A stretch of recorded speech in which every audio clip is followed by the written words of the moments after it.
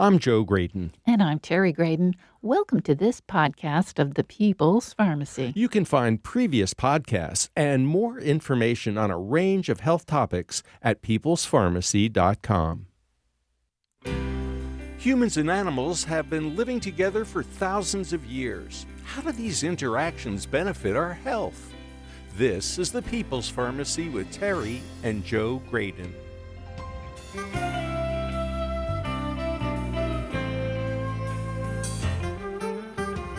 Dogs have an amazing sense of smell. During the pandemic, some airports in Europe used dogs to screen passengers with COVID.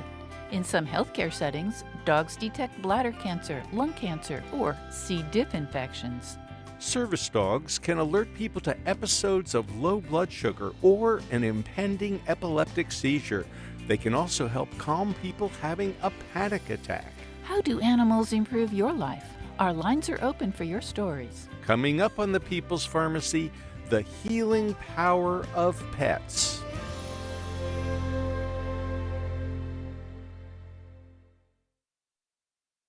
In the People's Pharmacy health headlines, flu season usually fades by mid-March, but this year, influenza is on an upswing. We should have been prepared, since a similar pattern occurred in Australia in 2023. Our summer is their winter, and last year their flu season lasted 6 months instead of the usual 3. If we follow the same pattern, we might expect the flu season to finish here around the end of April. At this time, different parts of the country have very different rates of infection, with the West Coast and the Northeast doing relatively well. Many states in the Midwest, especially Ohio, Nebraska, Michigan, and North Dakota, still report high levels of influenza-like illness. The CDC reports that a higher percent of flu tests were positive last week for both A and B influenza. The agency reminds patients that prescription antiviral drugs can shorten the duration of flu illness, especially if they're started as soon as symptoms begin. Most pediatricians thought that we had gotten measles under control. Childhood vaccinations virtually eliminated this highly contagious viral infection, but vaccination reluctance may be contributing to a resurgence around the country. The CDC reports 60 confirmed cases so far this year, which is more than all of 2023. At last count, 17 states are reporting outbreaks, including Arizona, California, Florida, Maryland, Michigan, Minnesota, and New Jersey. Other parts of the world are also experiencing large measles outbreaks. Europe and Western Asia have been especially hard hit. Measles causes much more than fever and rash. When children are vulnerable, this viral infection can make them very sick. A new report in JAMA describes findings from a small study of people with anomalous health incidents, or AHIs.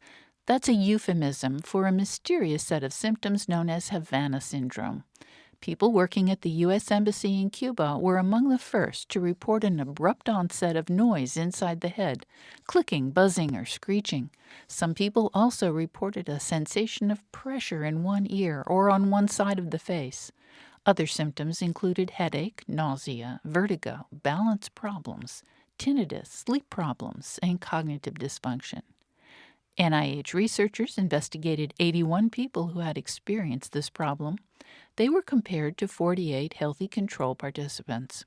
The investigators relied primarily on quantitative magnetic resonance imaging of the brain to detect pathology. There were no significant differences between the two groups. An editorial in the same issue of JAMA points out that the failure to find significant differences in MRIs should not be interpreted as evidence that nothing has happened to these individuals. We know very little about the effects of electromagnetic energy on the brain, so it's difficult to tell whether suspected bursts of pulsed radio frequency might be responsible. That's one hypothesis.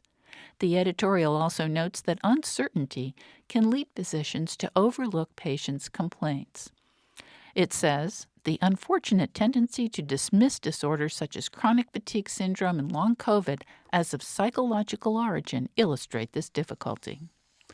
For years, older women were urged to take lots of supplemental calcium, preferably accompanied by vitamin D. Physicians believed this combo would help counteract osteoporosis and prevent fractures. Part of the Women's Health Initiative was a placebo-controlled trial of calcium and vitamin D in more than 36,000 postmenopausal women. The results of 20 years of follow-up after the trial have just been published in the Annals of Internal Medicine.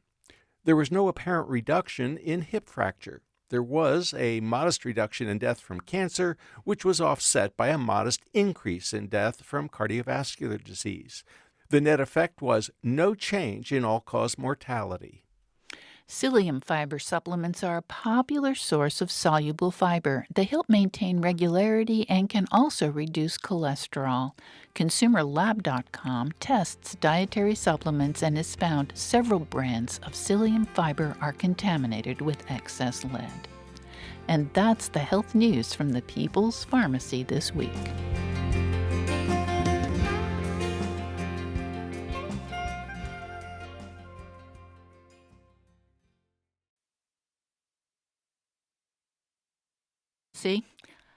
Welcome to the People's Pharmacy. I'm Terry Graedon. I'm a medical anthropologist. And I'm Joe Graedon. I'm a pharmacologist. Today, our lines are open for your calls and questions. We are talking about the healing power of pets. Here in the studio, we have two professionals standing by for your questions, comments, and stories.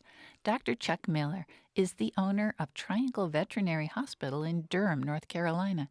He's been taking care of companion animals in this area for more than 30 years. Full disclosure, he's been our veterinarian for decades. Welcome to the People's Pharmacy, Dr. Miller. Thank you, Terry, Joe. Also in our studio, we welcome Kevlin Swepston. She is a registered veterinary technician who coordinates oncology volunteer services and pets at Duke University. In that capacity, she serves as the primary contact for pet therapy at Duke Health and evaluates therapy dog teams. These teams provide patients with vital companionship and emotional support. Welcome to the People's Pharmacy, Kevlin. Hello, thank you for having me.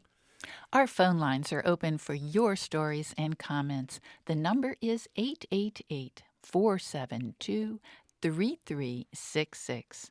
Has a pet made a difference in your health or that of someone you know?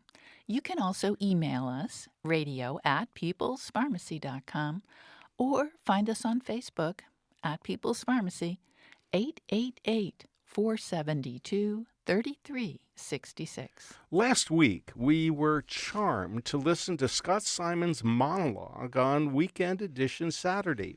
He described his family's experience with pets.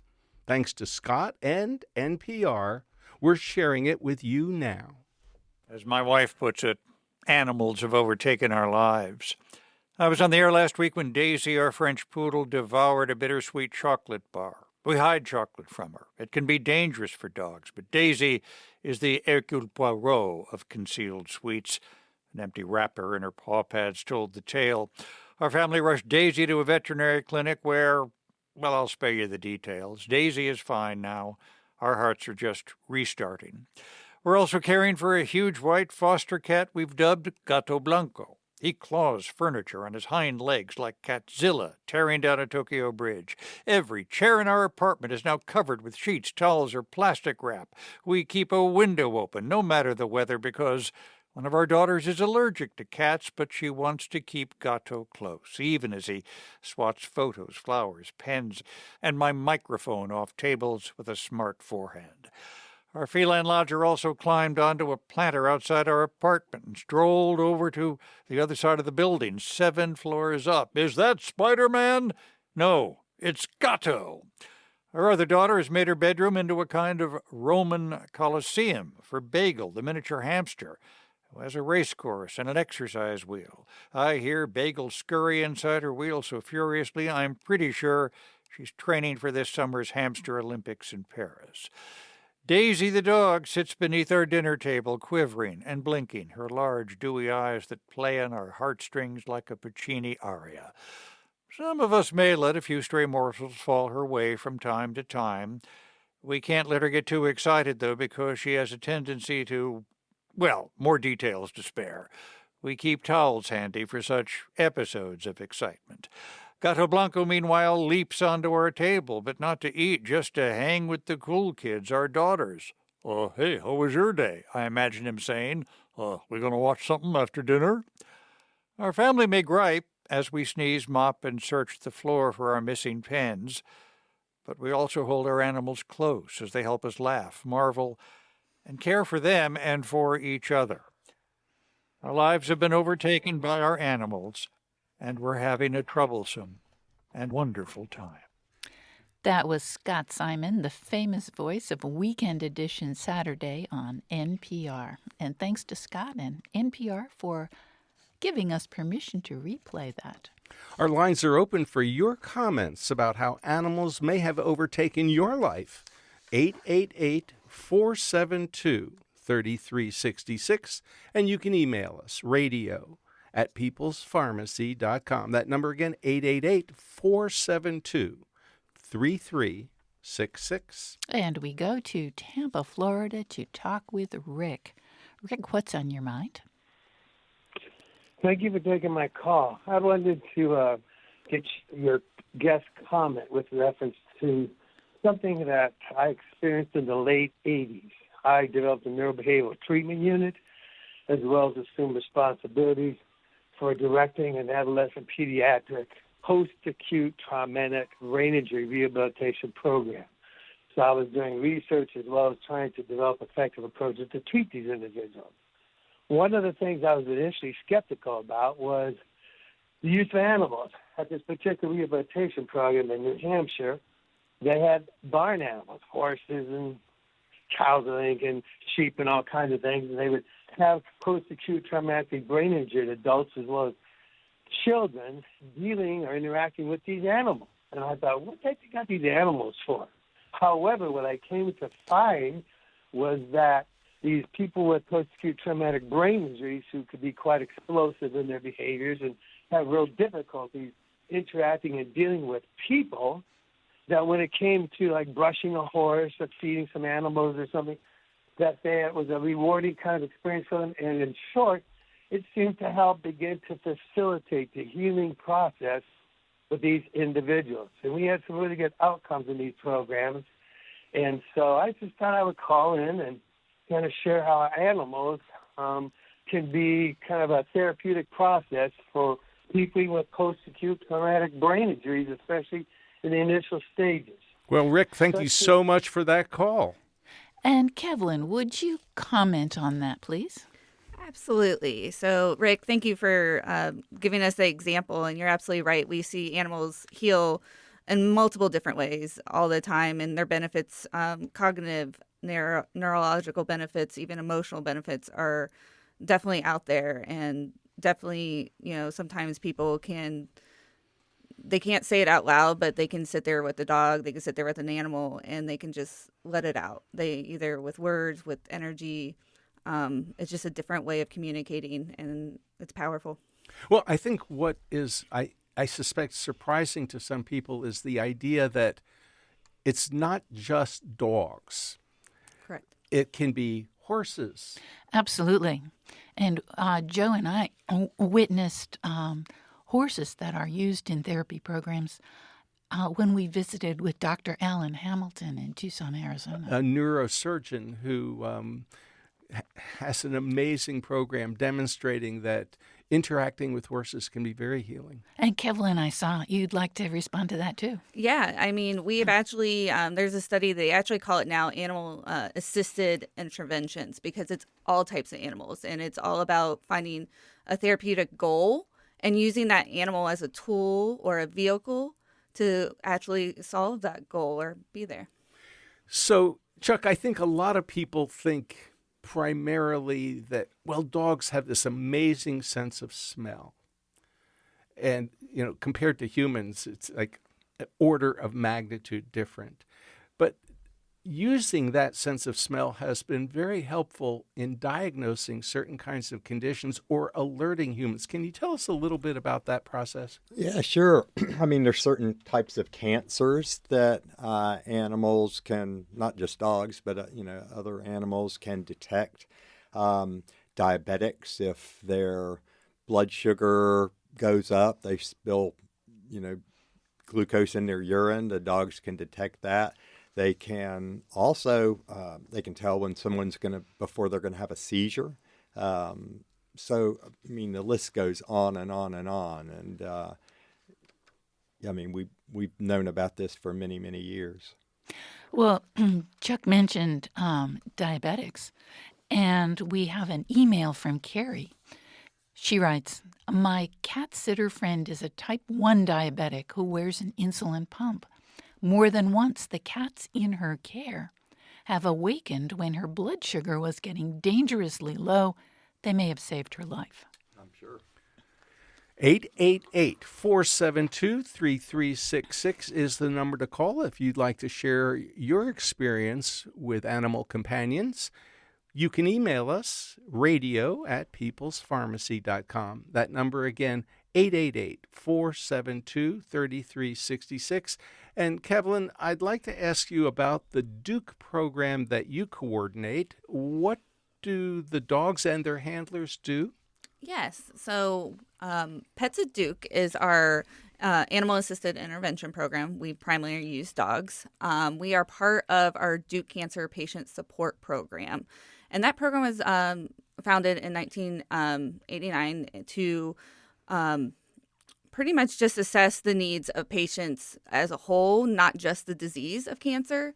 And one of the ways we did that is by therapy with our dogs. And so the teams are all volunteer, and they all come in with their dogs, and they come in and they sit down with the patients. They do one-on-one, and it just, allow the patient to forget their troubles, forget what they're doing, distract from their pain, distract from this. We focus on the emotional and social benefits mainly at Pets at Duke here at Duke University Hospital.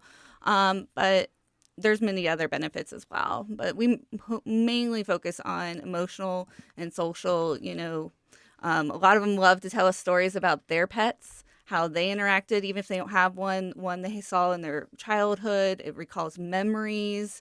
And these conversations go with the nurses and staff that even down the days later are still having conversations because a dog visited.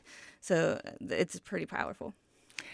Let's go back to the phones. Let's talk with Mark in Rockingham, North Carolina, about his service dog. Mark, welcome to the People's Pharmacy. Hi. So good to talk with you. My story is that I'm a blind individual, had perfect health and perfect sight until 98, had an illness that left me in a coma and blind.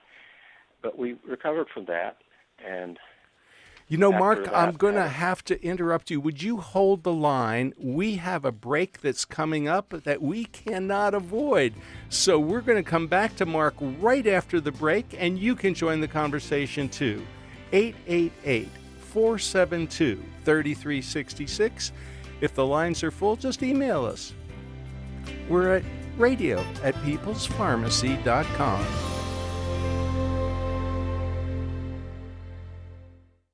You're listening to the People's Pharmacy with Joe and Terry Graedon. This podcast is made possible in part by CocoVia, maker of the most proven and concentrated flavanol extract in the market today, Coco Pro Cocoa Extract. March is National Nutrition Month. By now, you may have heard about the heart and brain health benefits of flavanols. The Academy of Nutrition and Dietetics recommends a daily intake of 400 to 600 milligrams of flavanols from a variety of foods and drinks, such as tea, apples, berries, and cocoa, to support cardiometabolic health. Yes, you can achieve this guideline through diet, but consider how the convenience of taking a cocoa flavanol supplement like CocoVia can help fill gaps during busiest days. Get 15% off your CocoVia order from March 7th through March 26th using the discount code NNM, that's NNM 2024 at cocovia.com. Again, N as in Nancy, N as in Nancy, M as in Mary, 2024. NNM 2024. These statements have not been evaluated by the Food and Drug Administration. This product is not intended to diagnose, treat, cure, or prevent any disease.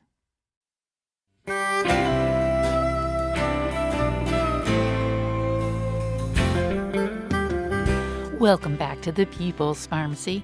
I'm Terry Graedon. And I'm Joe Graedon. The People's Pharmacy is made possible in part by CocoVia Dietary Supplements. March is National Nutrition Month. How could CocoVia's cocoflavanols be a part of your nutrition routine? More information at cocovia.com. Today we're talking about how animals affect our health. Our guests are Dr. Chuck Miller of Triangle Veterinary Hospital in Durham, North Carolina. His website is trianglevet.com.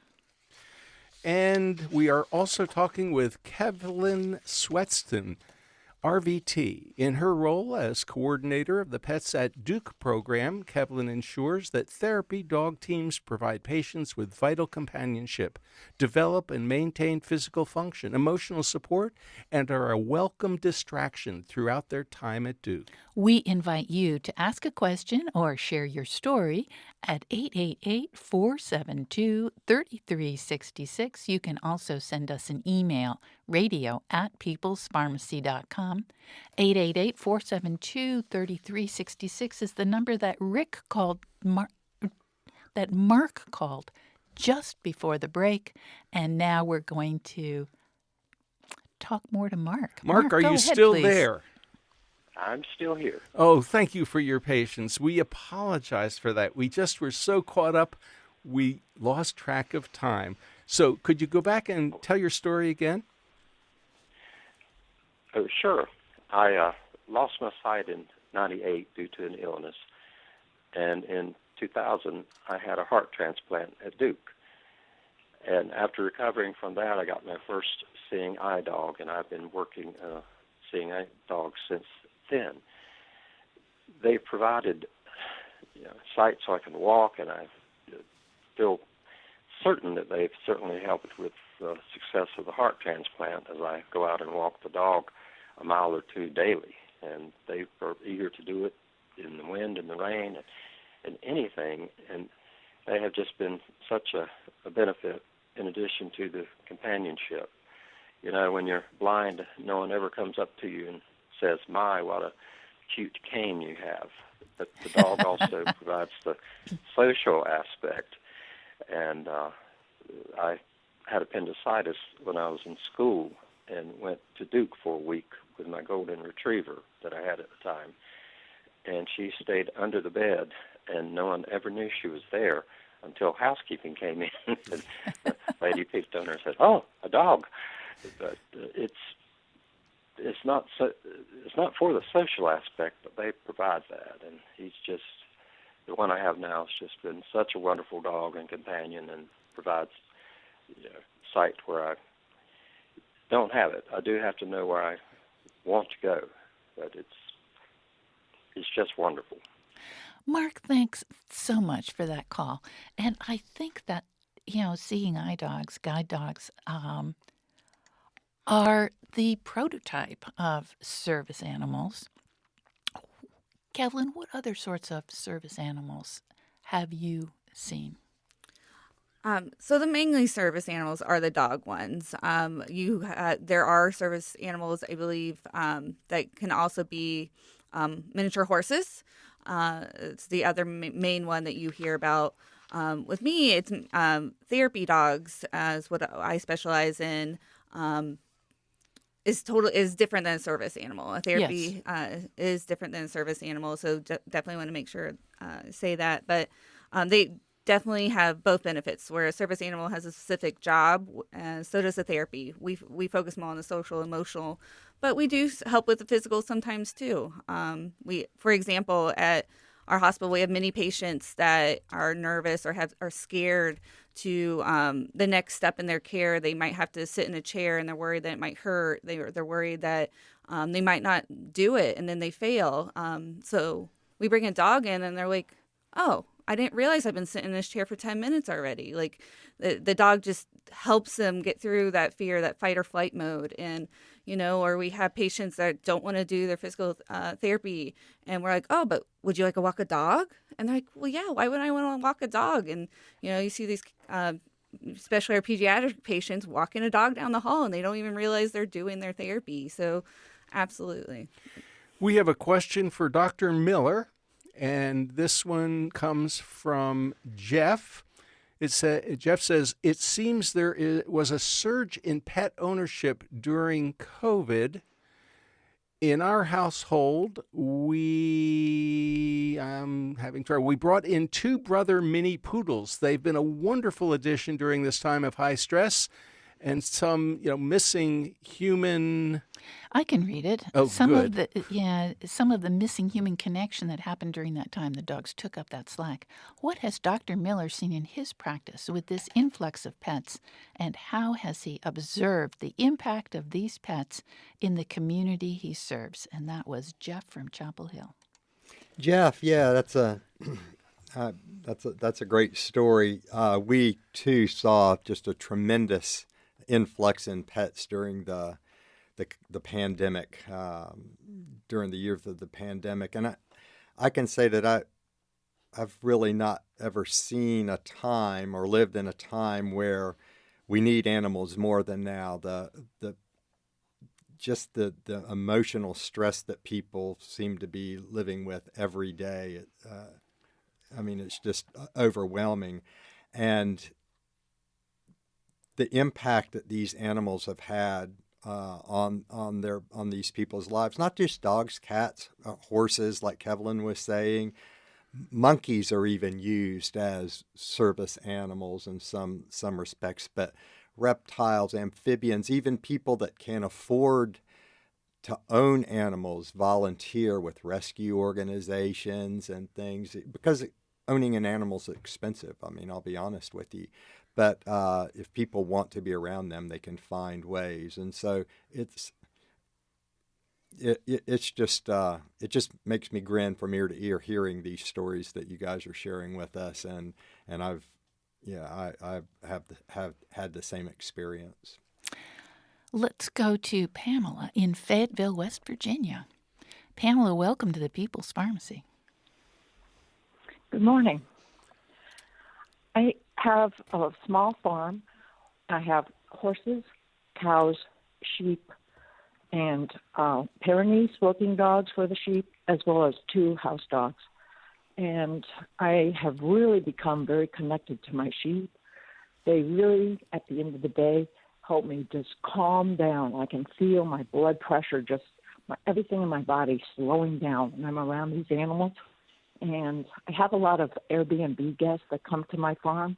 And so I love to bring the kids there because they have such a great effect on the kids. They're very tame. They're always milling around. The kids love them. And unless the kids are super hyperactive, the sheep will get hyperactive. But if they go in calmly and pet them, then, they're calm animals. And when I go in, it's almost like my daily meditation. In the morning and the evening, I go in, look at my sheep, pet them, and I can just feel my blood pressure dropping. Pamela, thanks for that.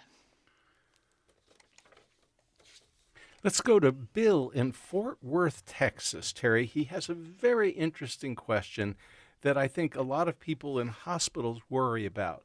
Bill, what's on your mind? Hi, yeah, I have a question, but listening to your program, I also have a comment. I just realized I'm my wife's service animal. Yes. Okay. I hope she treats you well. She does. Anyway, my question was, my daughter and I have this friendly debate all the time about animals, and I contend that they bring in a lot of bacteria and viruses and ticks and fleas, and then on the other hand, you hear how, it's good to be around animals because they build your immune system. So I wondered what your guests thought. Well, let's start with Kevlin first, because I suspect that you have a bunch of infectious disease experts at Duke Health, and they are like, what are you doing bringing all these animals, these dogs? They have everything that Bill's talking about. And then on the other hand, there you are saying, but they offer so much for our patients. What about this question? No, thank you. Absolutely, this is a big question. So I'll tie it with one of our questions we get all the time. Why can't I just bring my dog off the street? They're wonderful. They love people. They'll be great for a therapy dog. And a lot of people don't realize that there is a lot that goes into this program. And one of them is working with our infection prevention team. We make sure all our dogs that come on our units have a strict bathing protocol. They have a strict veterinary protocol. We have the veterinarians like Dr. Miller here that sign off that behaviorally they're great, but also health-wise. We check with them before every shift. They have to go through a health screening to make sure they're healthy, because if they're not healthy, we don't want to bring them on. We also we tie everything together just to make sure our patients are safe. But there are areas in our hospital that we cannot go to because the patient might not, at that time, whatever care is happening, is not appropriate. So that is a great call out, but there is a lot of things we do at Duke to make sure for safety. We check every day. What about you, Dr. Miller? Yeah, I think that's a great observation, and I would add to that animals do have some diseases that can be spread to humans. They're called zoonotic diseases. So I would encourage anyone that lives in a house with children or patients that are undergoing chemotherapy or HIV positive or in some immunocompromised state that they really pull out all stops for biosecurity. I mean, wash your hands before you eat. Wash your hands after you touch the animals. Like Kevlin was saying, have the animals seen by a veterinarian, vaccinated for things that people could get, like leptospirosis. Have routine fecal exams done on them because some of the internal parasites are also zoonotic. So it is important. A lot of us sleep with our animals. We are in close contact with them all the time, and I love that. But there does need to be a degree of concern. So, Bill, does that kind of answer your question? Yeah, I think I'm going to tell my daughter that I won the debate. Oh, well, I'm not sure it's quite so clear, Bill. I wouldn't go that far. I think what you're hearing is that when dogs, cats, or any other animal for that matter is under good veterinary care and you are practicing good hygiene, that you can do just fine. So maybe you both won. Okay. And thanks so much for the call, Bill. Bye-bye. I actually found a research article, because I was looking to see what kinds of research there might be for this show, suggesting that people who are dog owners have a better microbiome balance in general than people who are deprived of animals. So I can't tell you where it was published. Unfortunately, I see didn't keep Dr. track. Miller nodding his head. Yeah, I think that is true, and there are possibly a lot of reasons for that. For example, just your overall health, the one medicine approach, how it affects your your mental well-being, so you're able to develop a healthy body and have a healthy microbiome. Tell us more about One Medicine, please. So One Medicine, it's the catchphrase kind of the past 15 years or so, but it involves humans, public health, animals, and the environment, and how, I like to think of as those three things: environment, animals, and humans, and how each of those impact all of that. And so, just, things like I say, the One Health as far as living with an animal, having neurotransmitters that are released when you're around animals, oxytocin, the happy neurotransmitter. We know there's, like Terry said, there's many studies that have addressed all of these things. So, people decreasing their blood pressure, people being less likely to die from heart attacks if they're around animals. There was a study or a survey that was done by the American Psychiatric Association back in 2023 with 2,200 respondents that, there was a lot of data that came out of it, but the things that I thought were pretty interesting is that 69% of the respondents reported reduced stress and anxiety, and 69% responded that they have unconditional love and support from these animals, and 69% really treasure their companionship, and 66% report a calming presence for them, and even 63% of the respondents consider their pets as true friends. And so that just makes us healthier. Imagine being in a relationship with a good friend and how that makes you feel. And well, we hear so much about how important exercise is. And a lot of people go, well, it's raining outside. It's not a nice day. It's a little cool. But if the dog needs to go for a walk, you're going to go out there and you're going to exercise. Absolutely. So it's not just the companionship, it's also the physical activity.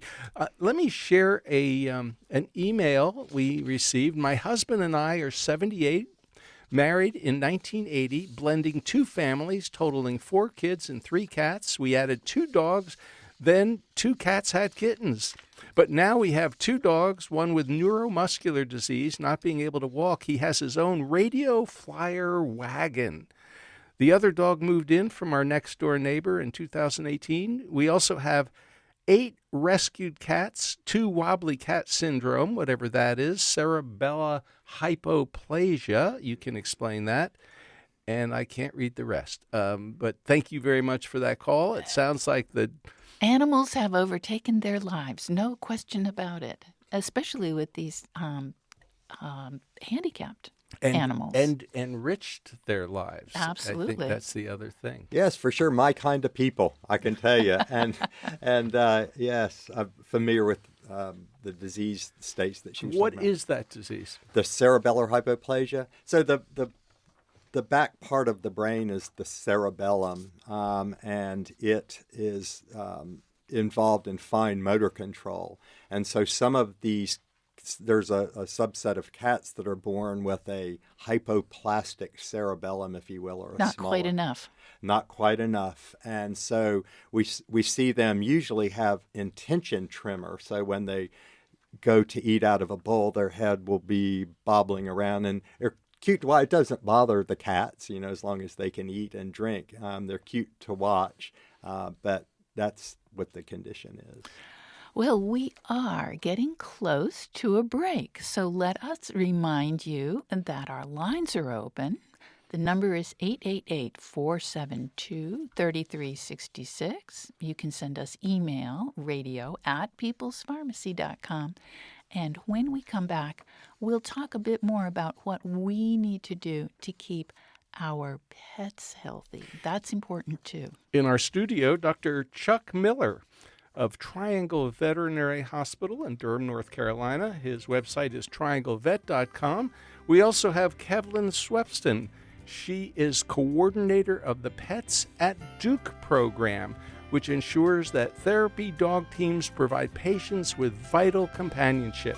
We'd love to hear from you. Again, our lines are open at 888-472-3366, and you can email us, radio@peoplespharmacy.com.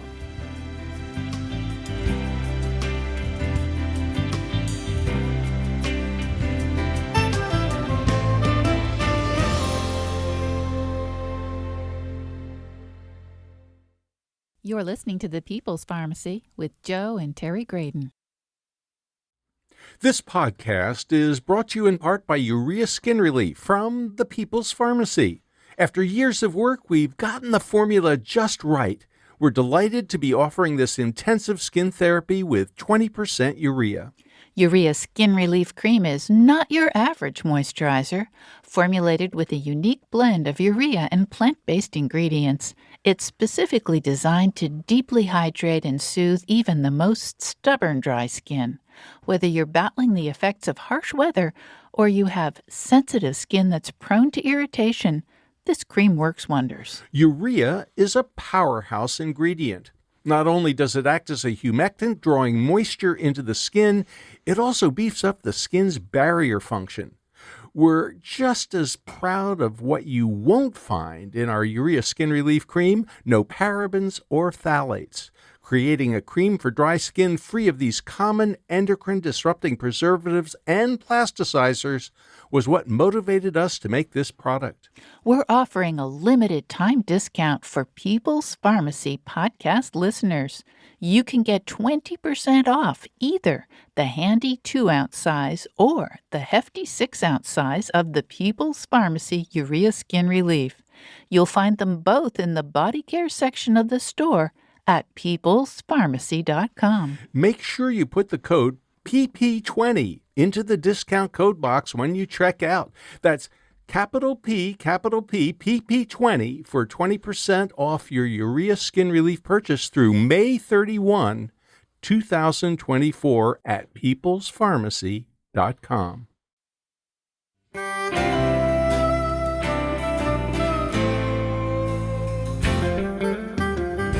Welcome back to the People's Pharmacy. I'm Joe Graedon. And I'm Terry Graedon.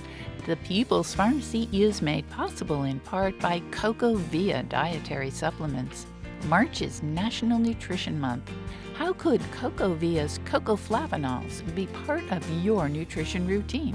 More information at cocovia.com. Today in the People's Pharmacy, we're talking about how animals can affect our health. We have guests here in the studio to address this topic. Kevlin Swepston is a registered veterinary technician and coordinator of oncology volunteer services and pets at Duke. Dr. Chuck Miller of Triangle Veterinary Hospital in Durham, North Carolina, is also standing by. Our lines are open for you at 888-472-3366. If the lines are full, you can email us radio@peoplespharmacy.com. And let's go to Dallas, Texas, and talk with Karen. What's on your mind? Hi. Dogs and cats and horses are wonderful. I've had them all my life. But I want to mention that if you can't afford something so big or your space is limited, rats make great pets for first-time pet owners. Oh, little whoa, children. whoa, wait a minute, Karen. Rats. Yes, white rats. Yeah. They're very trainable. They're very loving. And if you don't like them, they die in 2 years anyway. What about rats, Dr. Chuck Miller? Karen, I agree 100%. If you quiz anyone that's been in the veterinary profession at all, 100% of people will agree with you that rats make great pets. They're very social. They're like little dogs. I love them. And I've had the opportunity to take care of many throughout the years, and they're great. I will speak up for mice as well. Yeah. Mice can have a lot of personality, and I tell you this from personal experience. The mice I acquired in high school started as a science fair project, but they did become pets. My dad was pretty good with me doing the science fair project, and he didn't figure that anyone could get attached to a mouse. He was wrong. Well, I never thought of rats as little dogs, but okay. Unbelievable. Well, thank you. Karen, thank you so much for your call. We really appreciate it. And Terry, let's go to Sarasota, Florida. Kathy, welcome to the People's Pharmacy. Hello, my name's Kathy. I just wanted to say I was a bad guy at one point. I brought in 300,000 pounds of pot, and I was part of a cartel in Colombia. And, I got arrested, and they put me on lithium. But when I got out, I had all these animals, and I went off the lithium, and the animals helped me. I have 9 parrots and 3 dogs, and I was able to have a child at 45 that is becoming a doctor. She graduated in biochemistry at the top of the Naval Academy. Wow. So I turned my life around with the help of the dogs. Yes, she's going to be an orthopedic surgeon. She was also one of their fastest swimmers. So everything went different when I had the animals. And the minute I got out, I met my husband at age 42. We had this child. But I had been really the Colombia cartel. I'm related to the Ochoas, and I reformed. I'm a patriotic American, and I love America. But you credit the animals. You credit the animals, and yes, especially because I was on the wrong path. Well, listen, thank you. I was mad at. Yes. Thank you for sharing your story with us, Kathy. And I love parrots. Yes. Tell us about birds. Yeah, so they're a very popular pet in America. Most people, think of parrots, macaws. Well, they're all parrots, but citizens. But macaws, cockatoos, all the pretty birds. But they bond incredibly well with the people that they live with. In fact, some bond so tightly with them that you can't leave them alone, or they'll feather pick, or they'll undergo pretty severe emotional distress. But the bond with people and their birds, it's. Well, we do have an email from Barbara who says, you mentioned dogs and cats and fish and other pets, but don't forget about birds, especially budgies. Yes. They're cute and smart and sociable, and they qualify as emotional support animals. Yes, and I've actually had birds myself, and I can attest to how close you can get to them. My ex-mother-in-law fell in love with a budgie that I had, and when he died, she had him stuffed, and still to this day has him stuffed in her house because she loved him so much. So, yes. Let's go to Radiant, Virginia, and talk to Kate. Hello. Hi, This is Kate. What's up? First of all, I definitely want to agree with the woman about the rats. I had a rat in college. He was Lloyd the French rat, and he was just so much fun. Anyway, what I really wanted to call it about was a study that I read about where they had horses and riders, and they had heart rate monitors on them, and they told the riders something scary was going to happen at one particular place, and they found that even the horses' heart rates went up. And nothing scary actually ever happened, but just telling the riders it was going to happen, the amount of anxiety they had, the horses picked up on.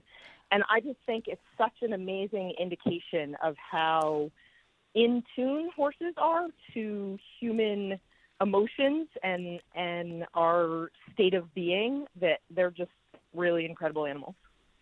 Thanks for that, Kate. So much, Kate. Kevlin, I would really like to know how animals make a difference, especially on an oncology ward. I mean, that is one of the areas that you have had a lot of experience with. Can you give us some insight, maybe share a story? Yeah, so they definitely made a huge difference. I can tell you the staff actually camp out because they know what day we're coming and which dog's coming and everything. So it's definitely a big impact. Like I've always said, the emotional and social is what we have with oncology mainly. But Pets at Duke does branch out to other areas in the hospital too, not just oncology, even though it is our primary. And there, one of the biggest things we see is reduce depression, reduced anxiety and stress, and that is one of our main goals. And those are the impacts and benefits that we're seeing with our oncology patients. I think that's so important because for some people, going into the hospital is a really scary experience, and having a support animal there can make such a difference.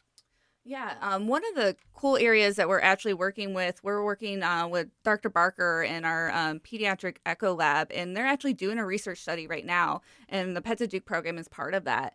And what they are finding is that with our pediatric patients, we're doing a study where a dog is in the room with them while they're getting a scan of their heart, the echo done, and we're finding that what is the impact of that? Is it helping? Is it not? Just like, sometimes they use music or they use, games or whatever. And we're finding a huge benefit of having the dog in there because we're getting the test done quicker. We're not having to repeat it.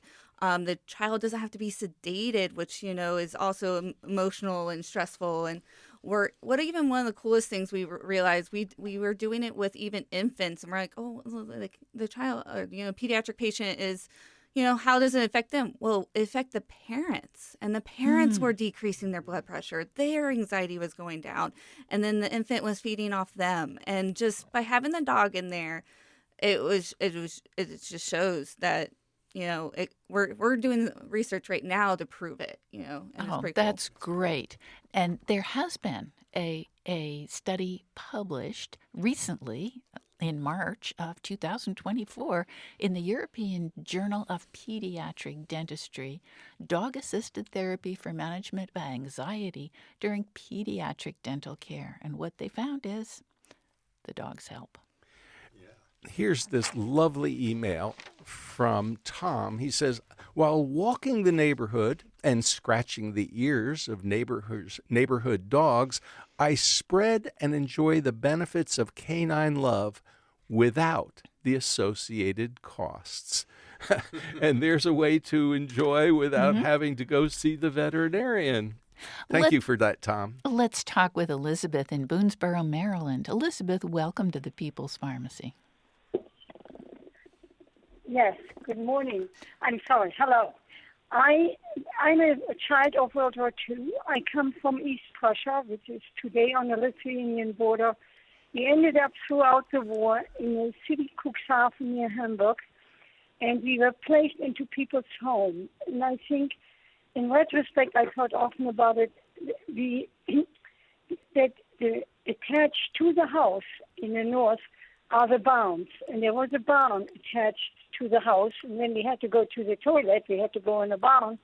And she had cows, she had pigs, she had chicken, and we kind of played with them, actually, and saw them. When the calf was born, we saw how it was being fed. And then across the street was a farmer, and we helped him take his cows from one meadow to the other. And when I look at it today, and even much earlier, I thought that really what gave us joy and peace. We had no choice. We had, as I said, we had lost everything, and yet we were very, very rich.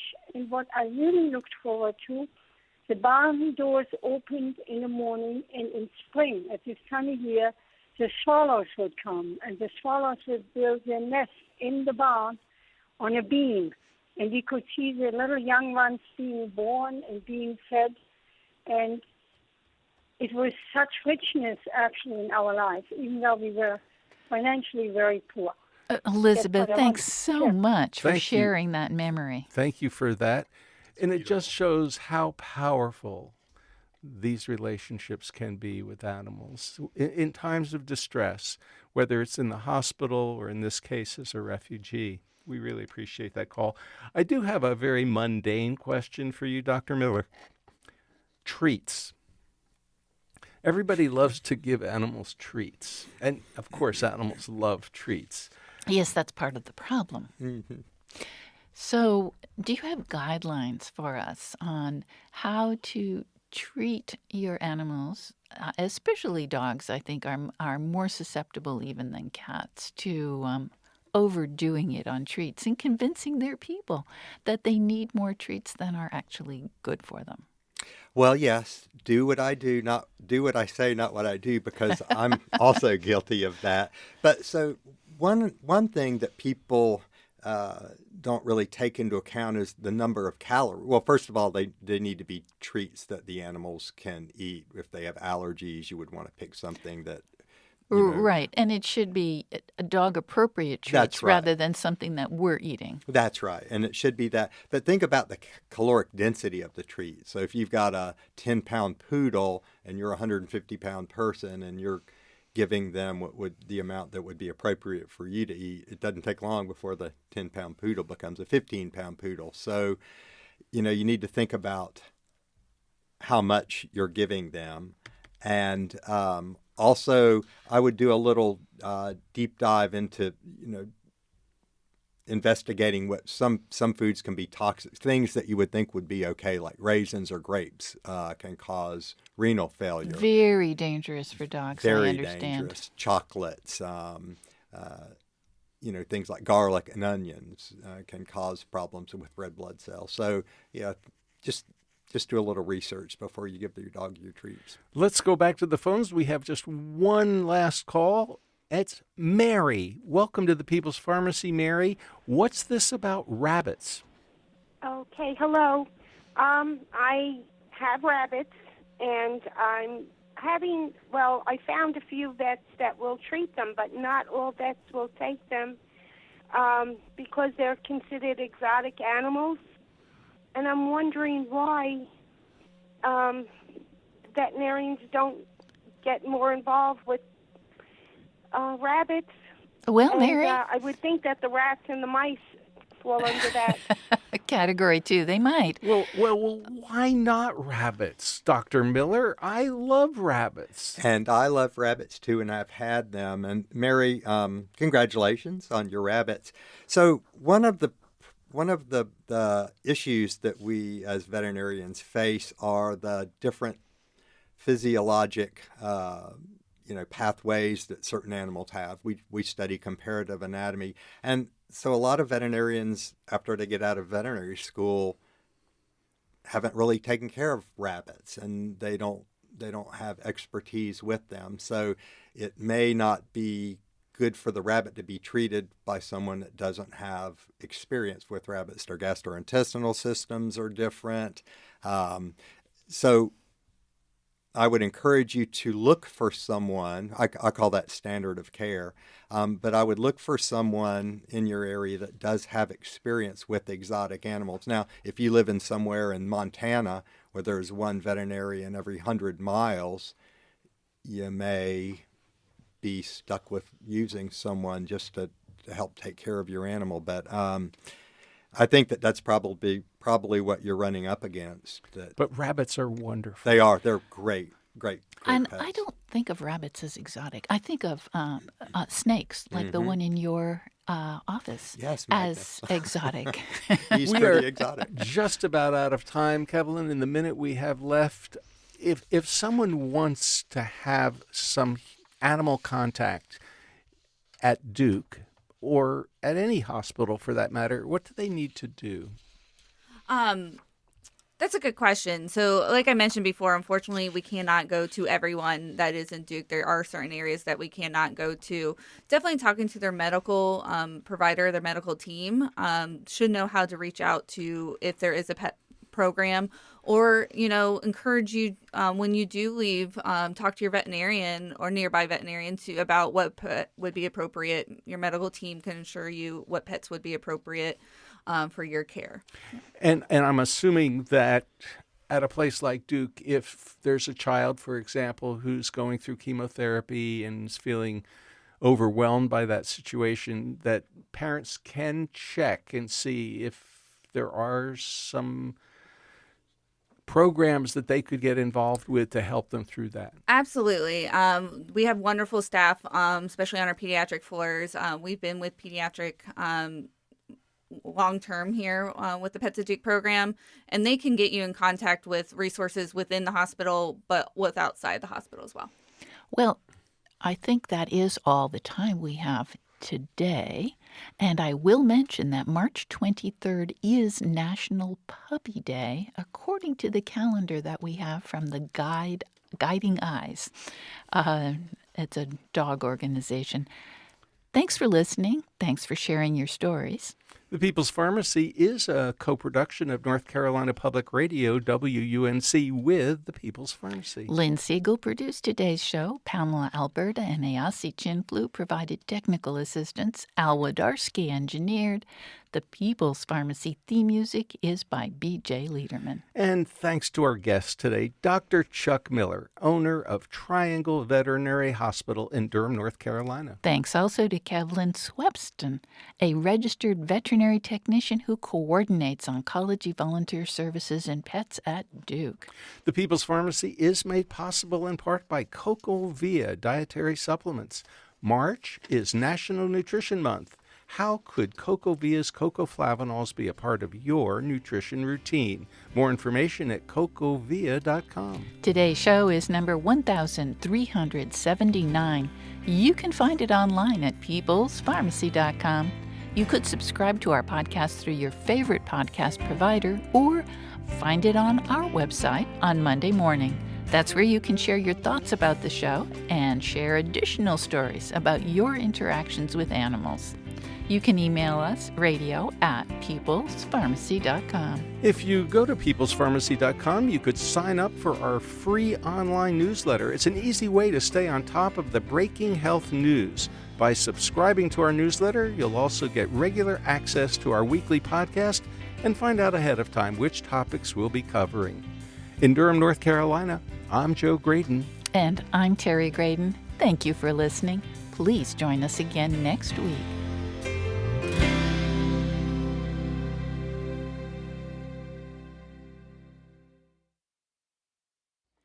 Thank you for listening to the People's Pharmacy Podcast. It's an honor and a pleasure to bring you our award-winning program week in and week out. But producing and distributing this show as a free podcast takes time and costs money. If you like what we do and you'd like to help us continue to produce high-quality, independent healthcare journalism, please consider chipping in. All you have to do is go to peoplespharmacy.com/donate. Whether it's just one time or a monthly donation, you can be part of the team that makes this show possible. Thank you for your continued loyalty and support. We couldn't make our show without you.